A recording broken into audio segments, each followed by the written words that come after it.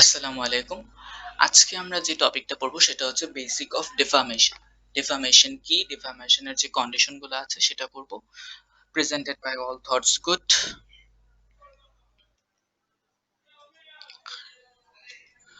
তো প্রথম প্রশ্নটা হচ্ছে হোয়াট ইজ ডিফামেশন। ডিফামেশন আসলে জিনিসটা কি? Defamation refers to any false statement spoken or written that causes harm to a person's reputation. Defamation আসলে জিনিসটা কি? ডিফামেশন হচ্ছে একটা ফলস স্টেটমেন্ট, যেই স্টেটমেন্টটা মৌখিকভাবেও হতে পারে, স্পোকেন অর রিটেন, অথবা লিখিতভাবেও হতে পারে।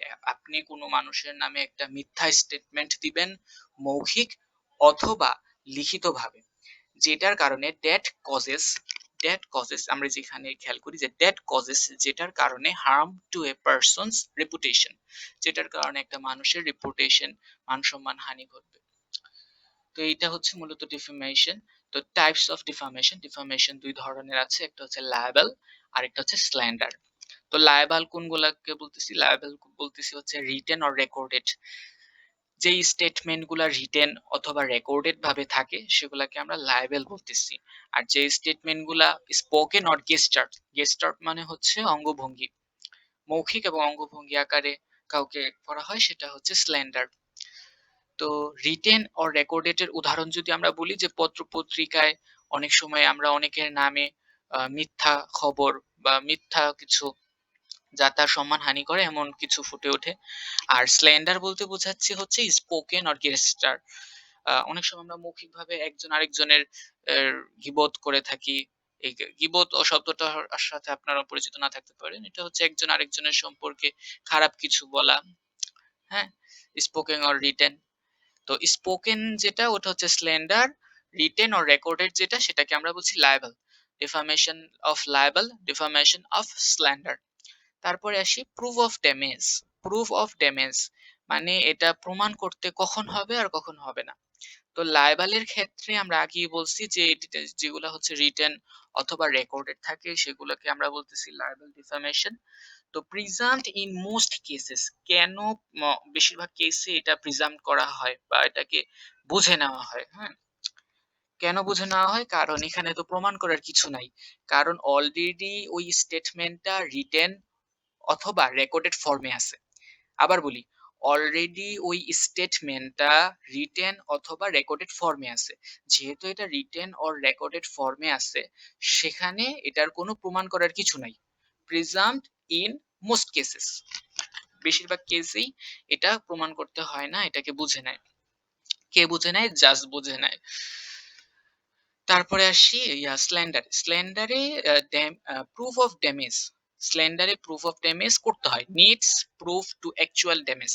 যেহেতু স্ল্যান্ডারে লিখিত কোনো প্রমাণ থাকে না, স্ল্যান্ডার মানেই হচ্ছে আমরা বলতেছি যেগুলা হচ্ছে মৌখিক ভাবে করা হয়, যেই গুণাগুণ বা দোষ ত্রুটিগুলা মৌখিকভাবে আরেকজনের দোষ ত্রুটি বা গুণগুলা করা হয়, সেগুলাকে আমরা বলছি ডিফামেশন অফ স্ল্যান্ডার। তো ডিফামেশন অফ স্ল্যান্ডারের ক্ষেত্রে need proof to actual damage, আপনার যে ক্ষতি হয়েছে এটা প্রমাণ করে দেখাতে হবে। কোথায়? Defamation of slander. আপনার ডিফামেশনটা যদি স্পোকেন অর গেস্টার, মৌখিক অথবা অঙ্গভঙ্গিতে করা হয়। এরপরে আমরা পড়বো হচ্ছে ডেফামেটরি স্টেটমেন্ট, মানে কন্ডিশন অফ ডিফামেশন, মানে ডিফামেশনের কি কি কন্ডিশন, কি কি কন্ডিশন থাকলে আমরা এটাকে ডিফামেশন বলবো, তখন কি কি কন্ডিশন থাকলে আমরা এটাকে ডিফামেশন বলবো। হ্যাঁ, তো এক নাম্বারটা যদি আমরা খেয়াল করি যে ডিফামেটরি স্টেটমেন্ট, ডিফামেশন হইতে গেলে একটা ডিফামেটরি স্টেটমেন্টের প্রয়োজন। কেউ কোনো স্টেটমেন্টই দিল না, তো এটা ডিফামেশন হবে। মানে ডিফামেশন হইতে গেলেই ফার্স্ট যেই কন্ডিশনটা সেটা হচ্ছে ডেফামেটরি স্টেটমেন্ট, যেখানে আমি লাল কালি দিয়ে লিখছি ডেফামেটরি স্টেটমেন্ট, ডেফামেটরি স্টেটমেন্ট। তো ডেফামেটরি স্টেটমেন্ট জিনিসটা কি? এটা হচ্ছে একটা কন্ডিশন। কিসের কন্ডিশন? ডিফামেশন হইতে গেলে ডিফামেটরি স্টেটমেন্ট এর উপর দেওয়া যেতে হবে। তো ডিফামেটরি স্টেটমেন্টটা জিনিসটা কি? The statement must the statement must heart feelings. এই যে স্টেটমেন্টটা, এই স্টেটমেন্টটা আপনি যার বিরুদ্ধে ডিফামেশনটা করতেছেন বা যার বিরুদ্ধে কথাটা বলতেছেন, তাকে হার্ট করতে হবে। আপনার যে স্টেটমেন্টটা, এইটা তার মনে আঘাত আনতে হবে।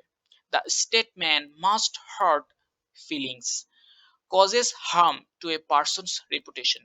শুধু যে মানে তার কোনো ক্ষতি হলো, আপনি একটা স্টেটমেন্ট দিলেন, সেই স্টেটমেন্টে তার কোনো ক্ষতি হলো। এখন ক্ষতি বলতে আমরা কি বোঝাচ্ছি যে আহ, সে মনে কষ্ট পেলো অথবা তার কিছু সে হারাইছে। আপনার যে স্টেটমেন্টটা ডিফামেটরি স্টেটমেন্ট আপনি দিছেন, এই ডিফামেটরি স্টেটমেন্টের কারণে সে হার্ট হইছে, তার ফিলিং হার্ট হইছে, অথবা তার ইগো হার্ট হইছে, অথবা তার কোনো কিছু ক্ষতি হয়েছে। তো এই ডিফামেটরি স্টেটমেন্ট যদি, ডিফামেশনের একটা কন্ডিশন হচ্ছে ডিফামেটরি স্টেটমেন্ট। ফর এক্সাম্পল, আমরা এক্সাম্পল গুলো যখন পড়বো তখন একটা এক্সাম্পল পরের কন্ডিশন গুলার এক্সাম্পলের সাথে আমি মিল রেখে, মানে একটা এক্সাম্পল দিয়ে প্রত্যেকটা কন্ডিশন বোঝানোর চেষ্টা করছি। সেজন্য এক্সাম্পলে আমরা সম্পূর্ণ ফোকাসটা এক্সাম্পলে রাখবো। ফর এক্সাম্পল, বরি ইজ সো জাজমেন্টাল। বরি হচ্ছে আসলে একটা মেয়ের নাম, হ্যাঁ, যদিও নামটা অদ্ভুত, তবু তার বাবা মা তার নাম বড়ি রাখছে, এটা আমাদের দেখার বিষয় না। বড়ি ইজ সো জাজমেন্টাল। জাজমেন্টাল মানে কি আগে বুঝতে হবে। জাজমেন্টাল মানে হচ্ছে, ধরেন আপনি কাউকে চিনেন না, জানেন না, দুদিন হয়েছে পরিচিত হয়েছে, পরিচিত হওয়ার পরই তার সম্বন্ধে আপনি অনেক কিছু বলতেছেন যে আসলে ও তো এরকম, ও তো এরকম, ওর ও মনে করেন এটা এটা, ও ভালো না, ওর এটা ভালো না, ওর এটা ভালো না। মানে পরিচয় হয়েছে 2 দিন হয় নাই, মানে আপনি জাজমেন্ট দেওয়া শুরু করছেন, সে কেমন, সে কি করে, তার এটা এটা খারাপ, ওইটা খারাপ। তো জাজমেন্টাল আসলে এটা আমরা সচরাচর বলি তো, আসলে যারা পরিচিত না তাদের কাছে একটু কঠিন লাগতে পারে। তারপরে তো আমি বুঝালাম যে জাজমেন্টাল মানে কি, আসলে যে কারো কারো সম্বন্ধে উল্টাপাল্টা কিছু না জেনে কারো সম্বন্ধে উল্টাপাল্টা একটা জাজমেন্ট দেওয়া, উল্টাপাল্টা একটা বিচার, নিজের মন মতো একটা বিচার করা, এটা হচ্ছে জাজমেন্টাল। হ্যাঁ, তো বড়ি খান একটা মেয়ের নাম, বড়ি ইজ সো জাজমেন্টাল। বড়ি যে মেয়েটা সে খুব জাজমেন্টাল। তো জাজমেন্টাল এখানে আমি বোঝাতে চাচ্ছি উদাহরণটা দ্বারা যে ওই মেয়েটার একটা খারাপ গুণ এটা, বড়ি ইজ সো জাজমেন্টাল।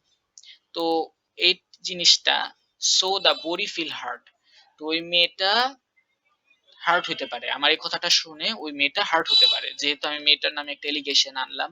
কি এলিগেশন আনলাম? যে body is so judgmental, so the body feel hurt. এই যে আমি তার বিরুদ্ধে যে এলিগেশন আনলাম যে সে অনেক জাজমেন্টাল, মানুষের আহ, ইয়া ভাবটাব দেখে অনেক কিছু বিচার করে, অনেক কিছু বক্তব্য দেয়। তো তার body is so judgmental, so the body feel hurt. এই যে তার বিরুদ্ধে যে আমি এলিগেশনটা আনলাম, কি এলিগেশন আনলাম? যে সে জাজমেন্টাল। তো এই কথাটা শুনে সে হার্ট হতে পারে। তো এটা হচ্ছে ডিফামেটরি স্টেটমেন্টের একটা কন্ডিশন। এরপর হচ্ছে 2 নাম্বার, কন্ডিশন অফ ডিফামেশনের 2 নাম্বার পয়েন্ট হচ্ছে ফলসিটি। ফলসিটি, ফলসিটি শব্দটা শুনে আমাদের ফলস ফলস মনে হচ্ছে, বা ফলস শব্দটার কথা মনে পড়তেছে। হ্যাঁ, ঠিকই। The statement must be false, the statement must be false. এই যে আমি যে ডিফামেটরি স্টেটমেন্টটা দিছি, ডিফামেটরি স্টেটমেন্টটা সত্যও হতে পারে, মিথ্যাও হতে পারে। এই বড়ি মেটা জাজমেন্টাল হতেও পারে, প্রকৃতপক্ষে সে জাজমেন্টাল নাও হতে পারে, হয়তো আমি মিথ্যা কথা বলছি। তো জিনিসটা হচ্ছে, ইফ আমরা এক্সাম্পলটা দেখি, if body is not judgmental, it is false statement. আমরা এতক্ষণ হয়তো কিছুটা বুঝতে পারছি যে যদি if body is not judgmental, if body is not judgmental, it is false statement। আর যখন এটা একটা false statement হবে, এটা ডিফামেশনের দিকে এক পা এগিয়ে গেল। আবার আমি রিপিট করি এই স্লাইডটা, যে কন্ডিশন অফ ডিফামেশন, ডিফামেটরি স্টেটমেন্ট, এই ডিফামেটরি স্টেটমেন্টটা ফলস হতে হবে। কন্ডিশন অফ ডিফামেশনে ডিফামেটরি স্টেটমেন্ট থাকতে হবে এবং এই ডিফামেটরি স্টেটমেন্টটা ফলস হতে হবে, 2 নাম্বার কন্ডিশন। এখন 3 নাম্বার কন্ডিশনটা পড়বো, যে কি কন্ডিশন। 3 নাম্বার কন্ডিশনটা হচ্ছে identification. The statement must have about a particular person or group. For example, I don't use pronoun like she is judgmental. I said Buri is judgmental. It means I specified a name and the name is Buri. In this case, this name can be said identification. তা আমি কিন্তু এখানে বলি নাই যে she is judgmental, মানে একটুখানি চালাকি করে বলিনি, মানে একটু ঘোরায় পেঁচায় বলিনি, আমি ডাইরেক্ট বলছি যে বড়ি ইজ জাজমেন্টাল। আমি এখানে ইন্ডিকেট করে দিছি যে বড়ি মেয়েটা হচ্ছে জাজমেন্টাল। এই যে আমি ইন্ডিকেট করে দিছি, এটা কি বলতেছি? ইন্ডিকেশন।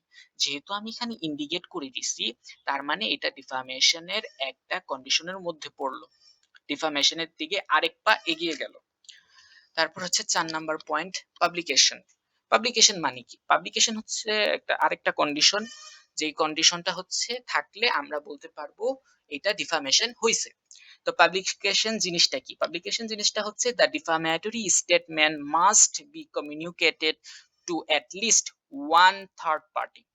আমি যে ডিফামেটরি স্টেটমেন্টটা দিলাম সেটা যদি আমি মনে মনে রাখি, তাহলে কি ডিফামেশন হবে? না, হবে না। এটাই বলছে। আমরা আবার একটু পড়ি। The defamatory statement must be communication করতে হবে at least one third party, অর্থাৎ তৃতীয় পক্ষকে আমি যদি এই জিনিসটা কমিউনিকেট করি, কি কমিউনিকেট করব? ওই যে বড়ির বিরুদ্ধে আমি যে এলিগেশনটা আনছি, এলিগেশনটা যদি আমি তৃতীয় পক্ষকে বলি, তার মানে কি? এটা পাবলিকেশন হইলো, এটা পাবলিকের কাছে পৌঁছাইলো। বা পাবলিকেশন হলো যে আমি একটা এলিগেশন দিলাম, মনে মনে আমি রাখলাম, এটা তো হবে না। আমি যখন পাবলিকেশন করব তখনই এটা ডিফামেশনের দিকে আরেক পা এগিয়ে যাবে। আমি উদাহরণ দিচ্ছি, for example, if I said in classroom, in the same sentence, the publication of statement complete, because in classroom everyone known body, after my statement everyone may hate him or her behavior. তো এইখানে বলতেছি যে আমি যদি ওই স্টেটমেন্টটা ক্লাসরুমে দিই, ক্লাসরুমে কি বড়িকে সবাই চিনে, যেহেতু বড়ি আমার ক্লাসমেট, বড়িকে সবাই চিনে ক্লাসের। তো আমি যদি ক্লাসরুমের মধ্যে বলি যে বড়ি ইজ সো জাজমেন্টাল, বড়ির নামে আমি এই এলিগেশনটা দিলাম, এই এলিগেশনটা দেওয়ার পরে কি হয়েছে? এভরিওয়ান নোন বড়ি, সেখানে কিন্তু ক্লাসরুমের মধ্যে কিন্তু বড়িকে সবাই চিনে। তো সেই জন্য আমার যে স্টেটমেন্টটা দেওয়ার কারণে এভরিওয়ান মে হেট হিম আর হার বিহেভিয়ার, এভরিওয়ান মানে সবাই তাকে ঘৃণা করা শুরু করছে। যে আমি ওই যে এলিগেশনটা আনার পরে সবাই যখন দেখছে যে মাহি ও সে জাজমেন্টাল, ও তার মানে তো সে অনেক খারাপ, বা তার সাথে কথা বলা যাবে না। বিষয়টা হচ্ছে এরকম যে আমি ওই ক্লাসরুমের মধ্যে বলে দিলাম, ক্লাসরুমের মধ্যে একাধিক ব্যক্তি আছে যারা বড়িকে চিনে, তো এখানে এটা পাবলিকেশন হইলো।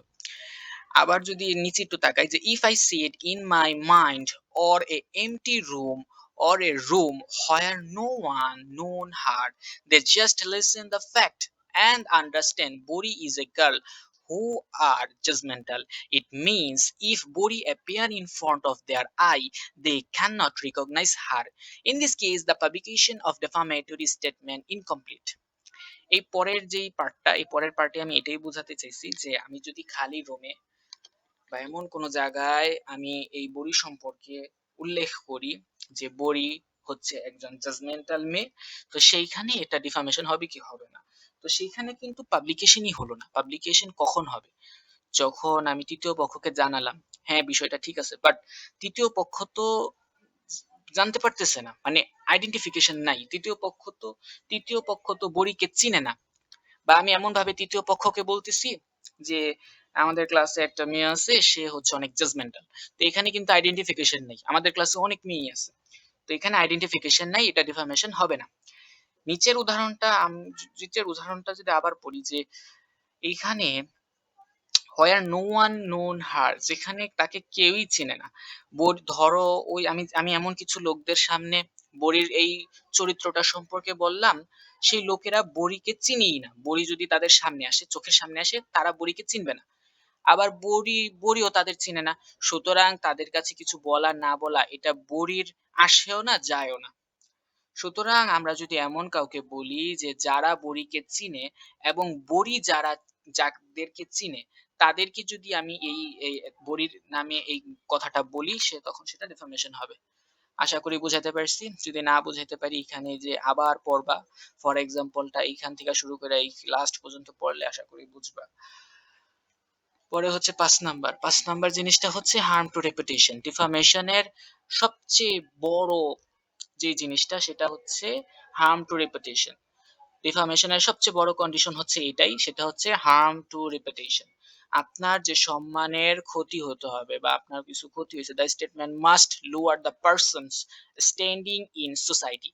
আপনার যে স্টেটমেন্টটা, এই স্টেটমেন্টটা lower the person standing in the society, এখানে কি লেখা আছে, স্ট্যান্ডিং ইন দ্য সোসাইটি, মানে সমাজের মধ্যে সে, সেই এলিগেশনটা যে আমি দিলাম যে বড়ি ইজ জাজমেন্টাল, আমার এই স্টেটমেন্ট দেওয়ার কারণে কি হয়েছে, বড়ির যে মান সম্মান আছে সেটা হচ্ছে সোসাইটির কাছে নিচু হয়ে গেছে।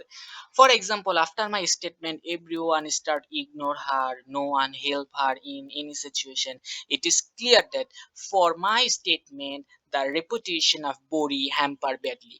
তার মানে বোঝা যাচ্ছে, ওই যে আমি স্টেটমেন্টটা যে দিলাম যে বড়ি হচ্ছে খুব জাজমেন্টাল, এই জাজমেন্টাল এই এলিগেশন দেওয়ার পরে তাকে সবাই ইগনোর করা শুরু করতেছে, তাকে কেউ হেল্প করতেছে না, তারপরে মানে তারা কেউ দাম দিতেছে না, সহজ কথা, তো তার যে মান সম্মানের, এটা মান সম্মান হানি হয়েছে, হার্ম টু রেপুটেশন।